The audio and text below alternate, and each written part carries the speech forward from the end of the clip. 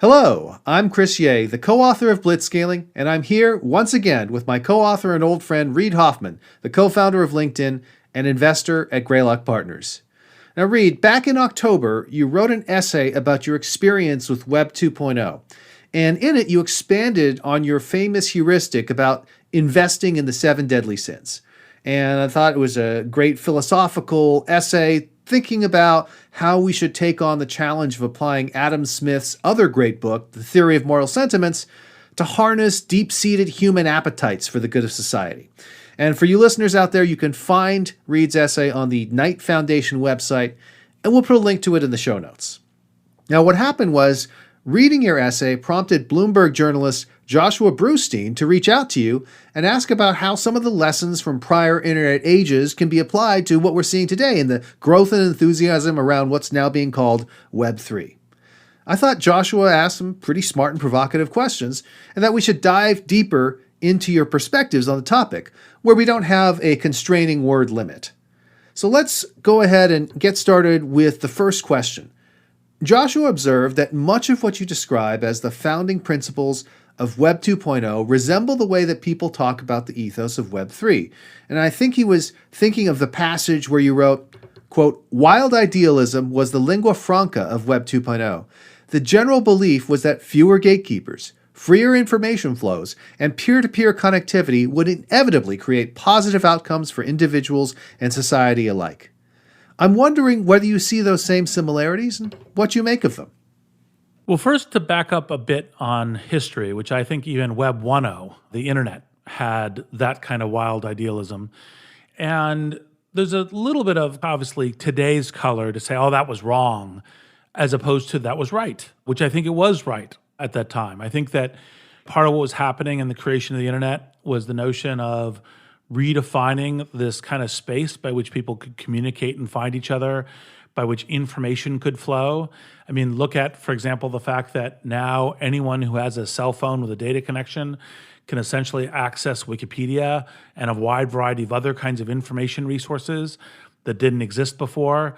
That the questions were, I think a bunch of the kind of positive changes that we've seen in society, anything from the resurgence of the Black Lives Matter movement, which comes from being able to upload videos and other kinds of things and say, look, actually, in fact, this was police brutality and police differentially creating challenges for underrepresented communities, and that we need to improve how we constitute our communities.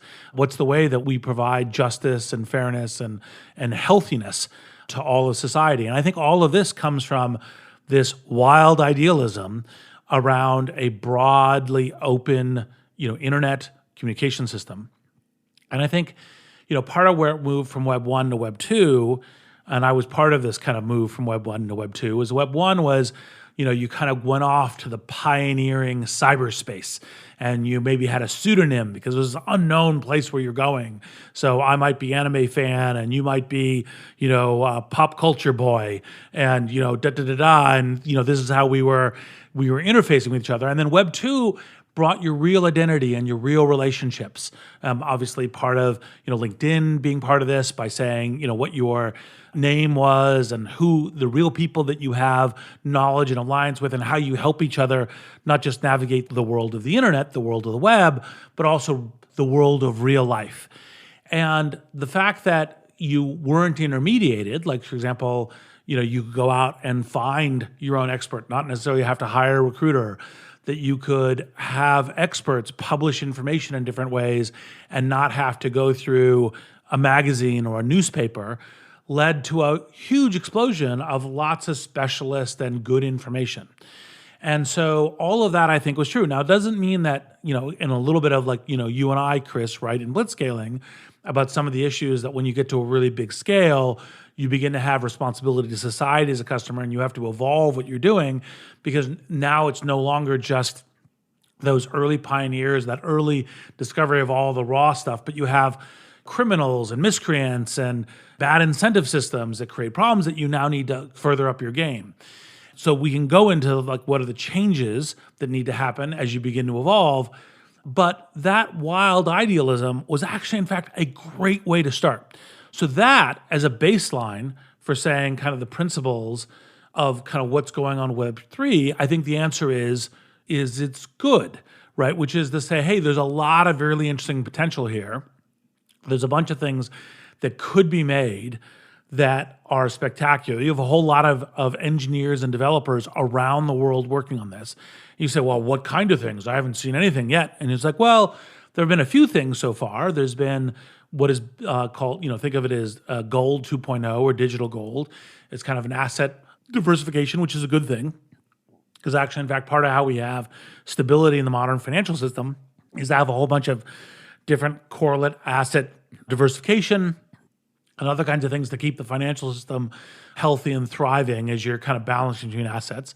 I think you have seen some identification of protection of banking systems. So we, of course, in the West are with really good banking systems, or at least call it robust banking systems.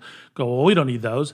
But Venezuela, Argentina, other places do, as a function of the fact that this gives you a place where a corrupt government can't kill your banking system, or that same asset diversification can be a really good thing.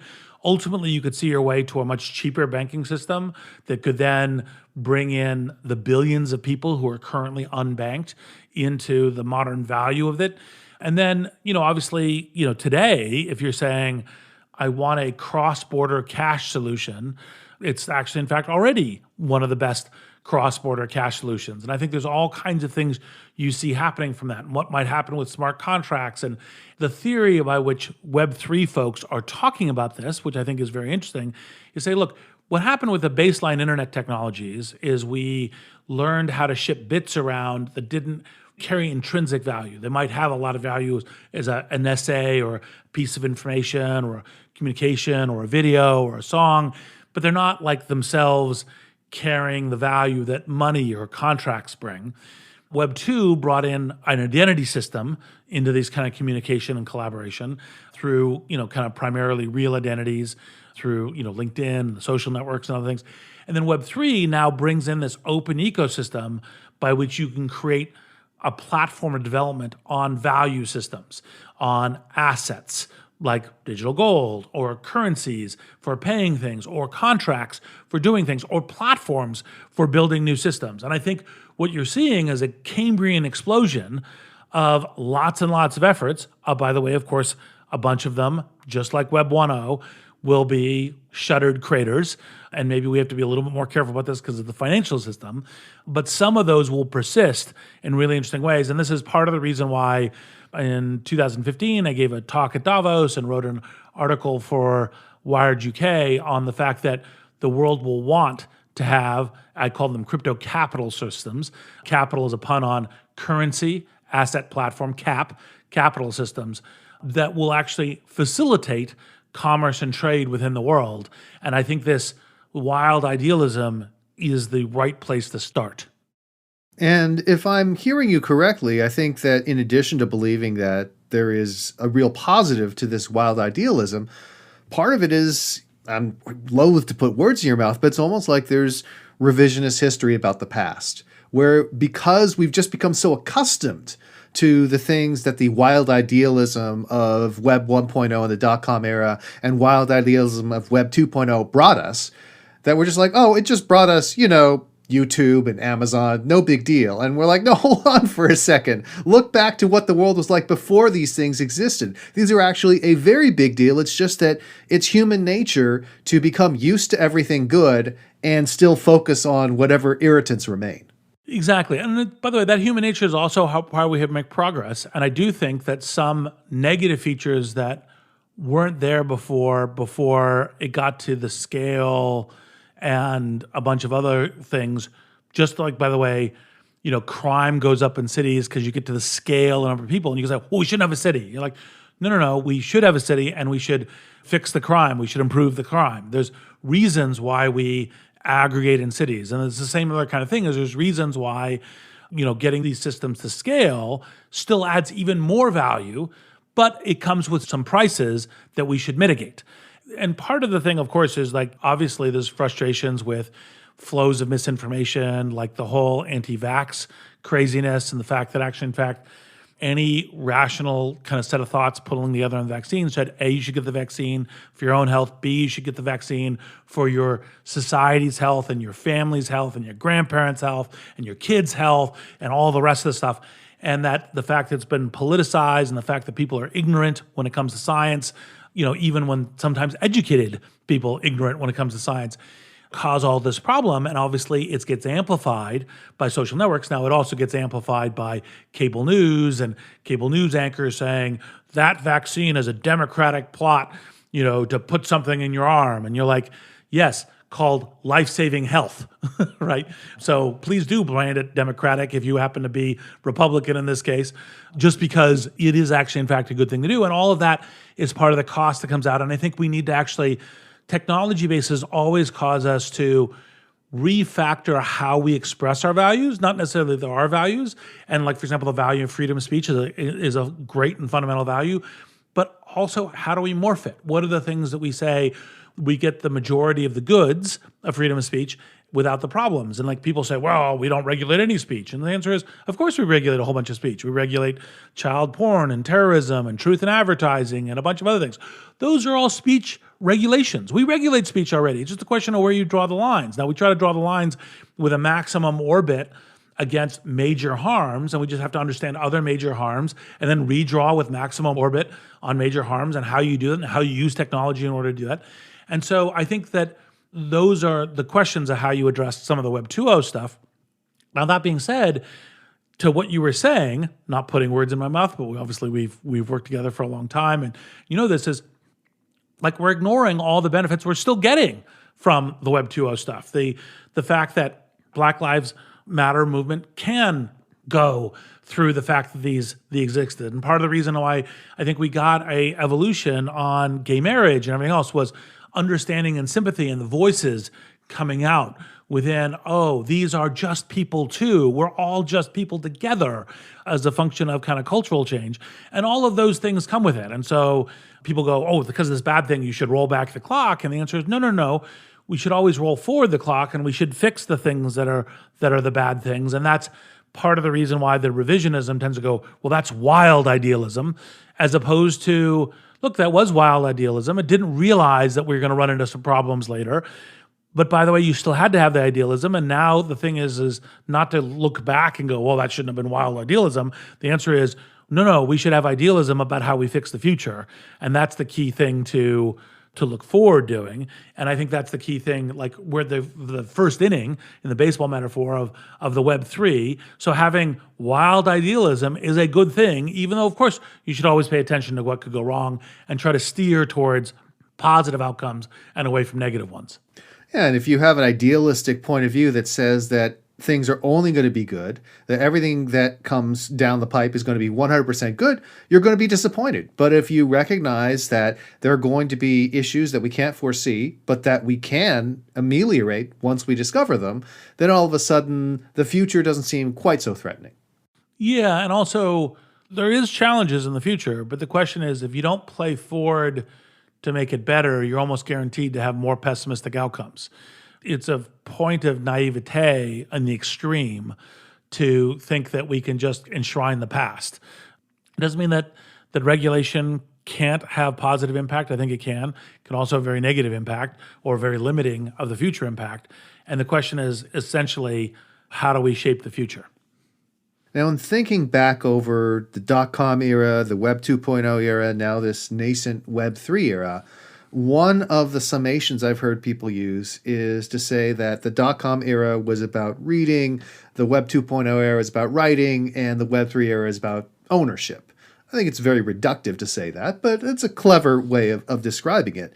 And when I think about that, I'm like, if I take that concept of Web 3 and ownership and compare it to Web 2.0 and the creativity that it unleashed, it's something where we had a lot of new user-generated content in the Web 2.0 world. It's almost like we have user-generated assets or user-generated value in the Web 3.0 world. Obviously, you're gesturing at NFTs and a bunch of other things, which I think are an interesting, like most of the Web3 stuff comes out of what happens when you have a cryptographically secure distributed ledger.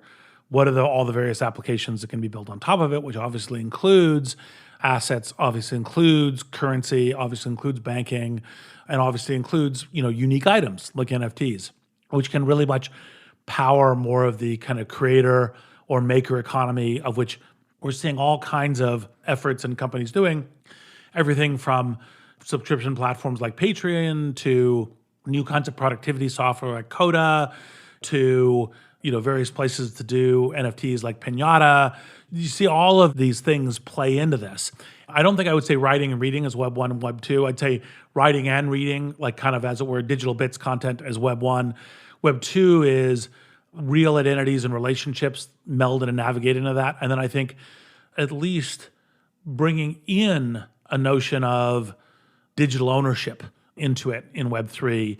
Because, obviously, once you have a cryptographically secure ledger, it isn't just digital assets that could be there, because what is our car ownership? It's like, well, I have this title.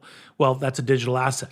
So it's an entry into a ledger. That ledger could be a digital one. So, there's all kinds of ownership that actually can play into this as well.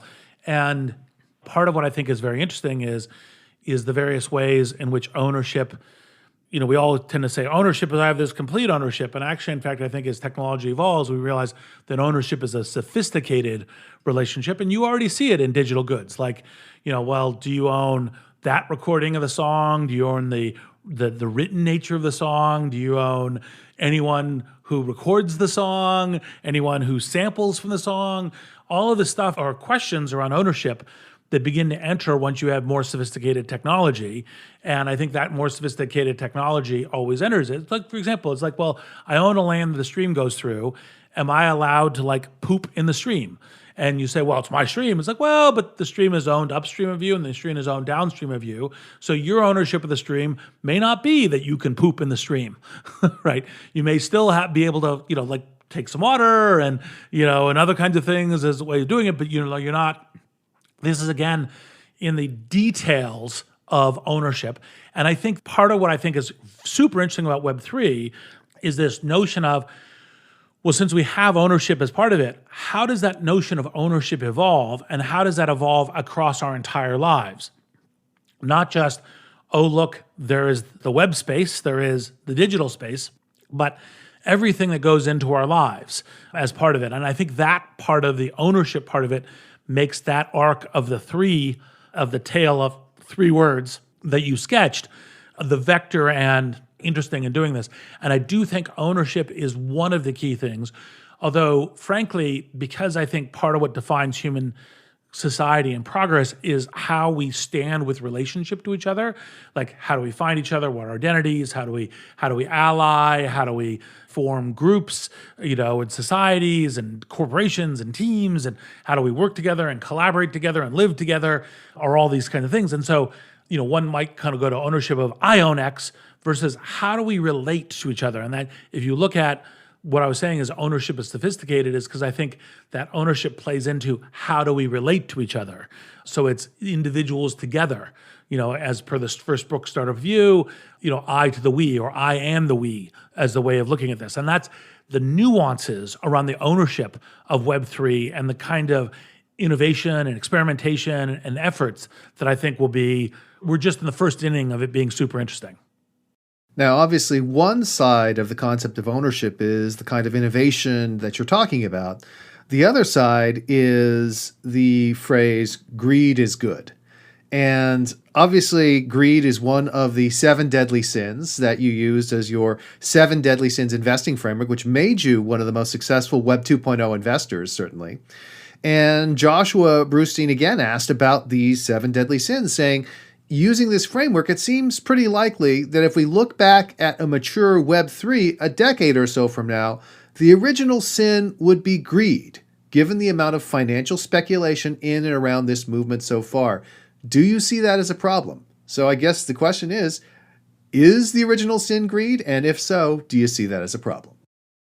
So 3 kind of detail point of this. So one of the reasons why I started giving this talk to MBA students and iBankers and everyone else is because so much of the investing discussion was, like what's your customer acquisition cost, what's your operating margin, what's your predictable revenue, and a bunch of other things, all of which, of course, is deeply relevant and important in business. But like when you're doing the invention of these new ecosystems, these new networks, these new marketplaces, all of that is important. You get to in kind of mature value, but that's not actually where you start. And where you start is what resonates with a large number of people and how they interact with each other. And so I use this to kind of wake people up, to make them think about it. It wasn't saying, these sins are awesome, hooray, sins, right? I wish we had 10, not just 7. But this question is, the reason why they're identified as original sins is because they are things we all grapple with. They're deep in human nature. There are appetites, there are reactions, and the things that get to breadth have that tie, that reflex. Now, the second part of it, and this is, of course, part of the reason I wrote the Knight Foundation essay, was to say that actually, in fact, always the goal, I think, in more humanist entrepreneurship was, how do you transform them? How do you take that initial hook and then get it into something that's better for society, better for the individual? And that's part of the theory of moral sentiments, is like, look, by being greedy, we are being of service to each other, right? Like, even though I'm trying to make a whole bunch of money, and maybe even more money than you and competing with you, I do that by offering products and services to you that you can voluntarily purchase, and that by doing so, create an evolution, both of society and the creation of value, but also that my interaction is, how do I better provide service to you in order to interact? And so the third point is, of course, when I was giving these talks about the 7 deadly sins to various students, they'd always say, what's LinkedIn? And I would say greed, because it's the economic, it's the, how do I double my salary? How do I make more money? And what's the ways that I can do that? And it wasn't, of course, that I actually think that only a minority of people approach LinkedIn going, greed, dollar signs stamped on their brains. But they are looking for economic fulfillment and so forth. And actually, in fact, that drive is part of what makes progress in society. Like, how do you get to pay for education? How do you get to pay for medicine? It's by creating productivity that allows us to invest and have unique specialists who can be paid for and other things. This is part of the reason why back when humanity was mostly working on the fields, you didn't have, like, the only people who could afford doctors were the nobility or the really expensive, kind of merchant kings and so forth. Whereas once you get a whole bunch of productivity, we can now have doctors for more people. And that's part of progress in society. And so, greed starts as that, but it transforms to a, how do we make essentially a nobler society? So now, to answer the question, you say, well, I do think, of course, with all the speculation and everything else, of course, one of the deep original sins in the hook is, how do you make a bunch of money? Now, I think one of the things that's interesting when you look at Web3 is you can almost categorize projects, and I won't do this because, I'm always supportive of entrepreneurship, but the ones that are missionary, the ones that are like, no, the world's better off this way. You may agree or disagree with their particular mission, but this is trying to change something, still maybe make a bunch of money. And the ones that are purely like, how do I make a bunch of money? Right? Now, doesn't mean that one's good and one's bad. There's different kind of tempos and goals and other kinds of things and shape and who works on the project and what's coming out of it. But I think that all of that creating a new infrastructure. So, for example, you say, well, is financial infrastructure good for the modern society? And the answer is absolutely yes. Then you say, well, do the people go into banking? Are they like, hey, I'm doing a 501c3, this is my thing. It's like, no, a lot of people go into banking is because they're like, oh, I like being close to money, right? Like, money is the thing I like to do. That's obviously greed, but obviously when you sublimate it, when you transform it, theory of moral sentiments, into other things, that becomes what's good. Now, obviously, the challenge of where we are here is this is the very early thing, and there is a whole bunch of wild speculation, and some of it will be even probably fraudulent or misleading or bad in some direction, and that, we'll want to prune away from that and get to the good things, but we also want to make sure that we're always targeting what's the good outcome here. Like a little bit of when people say, stop that, you're like, okay, that you may be right, stopping that. But by the way, if all you do is go around and say, stop that, you're not shaping a good future. That should always be part of and more of this, less of that, right? Like, this is the future we should be building towards. And so I think that's the moral imperative upon all of us who are builders, shapers, critiquers, commentators, is to say not only not that, sure, fine, that's the only thing you have a handle on, but this. But this is the positive. This is the thing we should be heading towards. And so, yes, a bunch of speculation. Yes, some of that speculation will be bad, but yes, let's build some new, kind of instruments of value and banking system that help bring the financial part of our society to a new level. And I think one of the things you wrote in your Knight Foundation essay that really struck me is the fact that it is not easy to do what you just described, to convert these base human sentiments into something of value. And I think one of the things you wrote, which is really important, is that it takes hard work. You said, in retrospect, though, what I didn't sufficiently factor into my 7 deadly sins heuristic is that the 7 deadly sins are an enduring index of human behavior precisely because there's so much gravity in the behaviors they encapsulate. Effectively converting wrath into engagement and advocacy, or envy into empathy, isn't a quick or easy task. It takes persistent hard work. Because the work is hard, that means there's risk. The work also has costs that you, as a platform developer, could conveniently sidestep if you were catering to or even just passively benefiting from people's negative emotions and appetites. Your economic returns will likely be lower. And so I think that, again, it comes back to the theory of moral sentiments. This is a moral choice that people need to make. It is not purely an economic choice. They are going to choose something that may be even slightly negative to them economically, but will be more beneficial to society. Yeah, and I think, I thought the Knight Foundation, which was kind of focusing on all of these internet communities and a bunch of other things, and the design, the basic design of the internet, had a bunch of luminaries, Tim Berners-Lee, and Cerf, and so to say, what now might you have learned or known that you would have liked to have done earlier in the internet? And the reason that this was my offering to that august group was that it was like, look, I was right about the sins. I was right about the transformation, but I underplayed how hard it was. And so starting earlier and identifying what the tool sets are for that transformation is the thing to do. And then I offered some of the ones that we learned from the LinkedIn, because LinkedIn, we were doing this effort from the very beginning. Like at LinkedIn, you say, well, you're making some money from advertising, you're going to try to get people to spend time on site. Well, no. LinkedIn, our tempo was always time saving, not time wasting, right? Because time saving is better for your economic thing. So the whole thing is every individual and groups better control their economic destiny.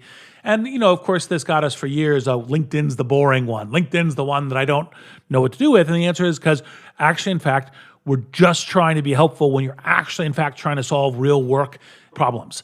And one work problem is looking for a job, one work problem is looking for a recruit, but other work problems are like, finding sales or finding advisors or finding people to collaborate with or finding co-founders or someone to give you advice, and make all of that much more easy and direct. And so we were always working on the transformation.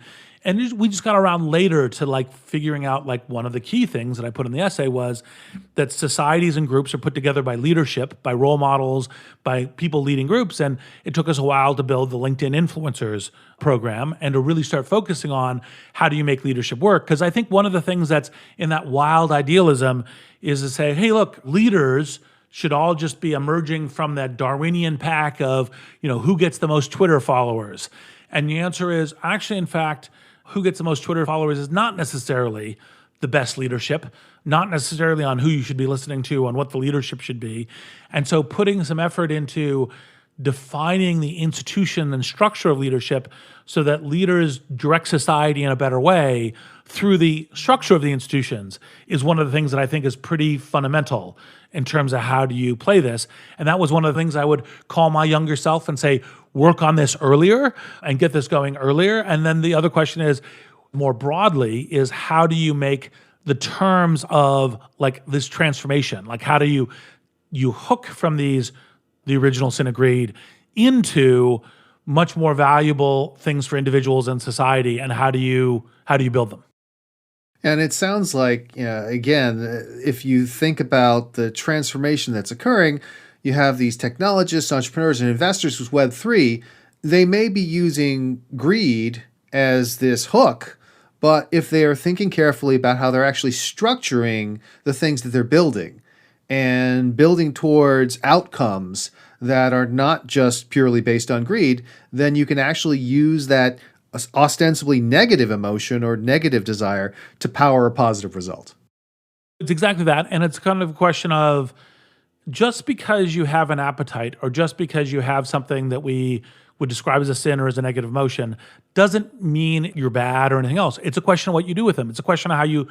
So, for example, if you get angry with society and you go out and you serve in the food kitchen because you're angry at what's going on in society, it's like, well, you're channeling it to a good result.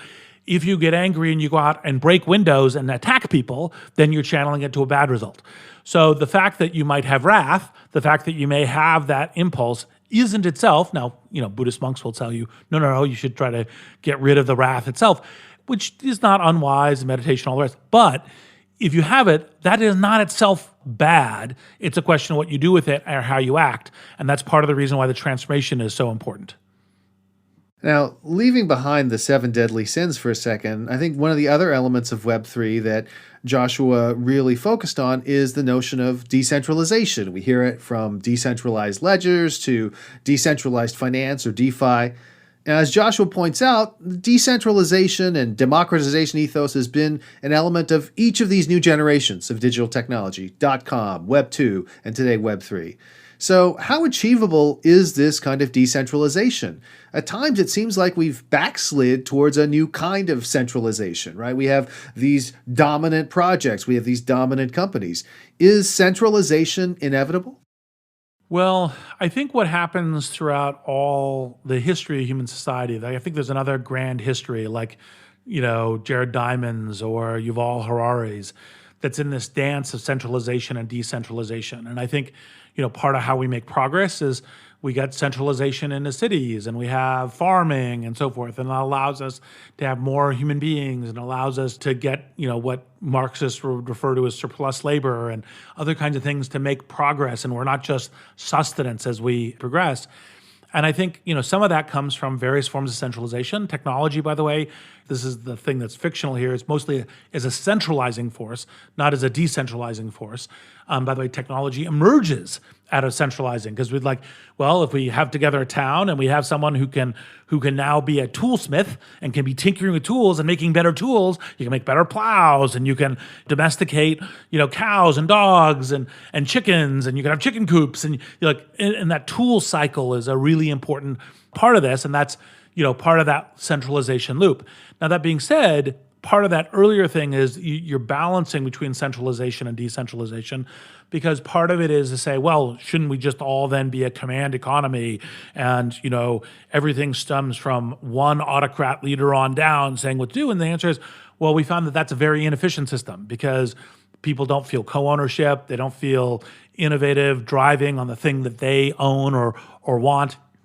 And so we should be enabling that decentralization, and that decentralization is part of what creates an effort at meritocracy and an effort at making more talent be able to have more amazing results. And obviously, I think our talent as society is to say, every person can deploy their talents to their best available abilities and then get some benefit from it is, generally speaking, where we want to strive towards, where we want to be towards.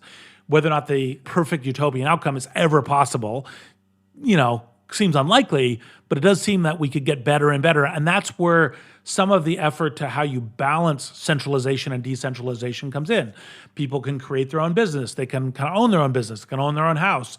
They can direct some of their own labor. And by the way, then when you get to the internet, people can express their own voice. They can build their own new businesses. They can chart different kinds of jobs than the jobs that existed before. You can enable more entrepreneurship. And all of that is part of what I think is good as you're getting to decentralization. And obviously the Web3, when they're getting to it, is to say, well, look, part of the reason why there's been a lack of innovation is because the banks hold on to their kind of oligopoly, and banks say, no, we do lots of innovation. And it's like, well, okay, so let's see what kind of innovation has happened within the payments industry on Visa, MasterCard, and Amex. And the answer is almost nothing from within that system. It takes outside parties. Obviously, one of the things we're really working really hard with PayPal back in the day, but everything else in a way to create those new possibilities and new kinds of innovation. And part of that decentralization allows it to be these questions where it allows this decentralized innovation. is a way of playing forward. And that, by the way, decentralization to allow entrepreneurial innovators is one of the things that's created a huge amount of value. And part of the reason it's so hard, and part of the reason there isn't a lobby for entrepreneurship and all else, is like, well, what are they going to create? And it's like, we don't know, right? But we hope it's going to be great. And obviously you have to navigate because sometimes it's not so great and so forth. But that new thing, like people didn't necessarily think Netflix when DARPANet was created. They didn't think eBay when DARPANet was created. They didn't think Wikipedia and search. But as it all played out, these all now become part of our everyday lives and how we navigate things. Well, I think there's a certain poetic justice in beginning with Adam Smith's theory of moral sentiments and now coming around to really Adam Smith's wealth of nations, as we've been discussing the importance of these kinds of things. Now, one final question, and it's an opportunity for you to put on your oracle's hat, if you will. Joshua asks, how much do you see the current moment in tech with the spike in enthusiasm for the metaverse and blockchain? They're separate, although obviously there's some overlap, as an opportunity to rethink the basic assumptions and architectures of the current digital architecture? Or in other words, how can we, as you put it in your Knight Foundation essay, both empower individuals and transform the madness of the masses into the prosperity and well-being of the crowd? A couple of points. One, we're already in the metaverse. You and I are doing this through Zoom. The internet's already a version of the metaverse. Now, what most people mean by the metaverse is, things like Neil Stephenson's Snow Crash or, kind of Ready Player One. So when you get to the avatars and the fully simulacrum of the world. And look, I think we will get those. I think we will get those probably first through entertainment versus anything else. And I think that there's a bunch of interesting things that can come out through the metaverse. Matter of fact, my very first product management job was for Fujitsu Software Corporation doing Worlds Away, which was a 2.5D virtual world. So, kind of metaverse from the early days. And of course, I was drawn to that in part because of having read Snow Crash and going, wow, this is kind of interesting. Now, Snow Crash itself is kind of called it a mixtopia, both utopia and dystopia in combination, but it was wildly creative, even today, kind of super interesting.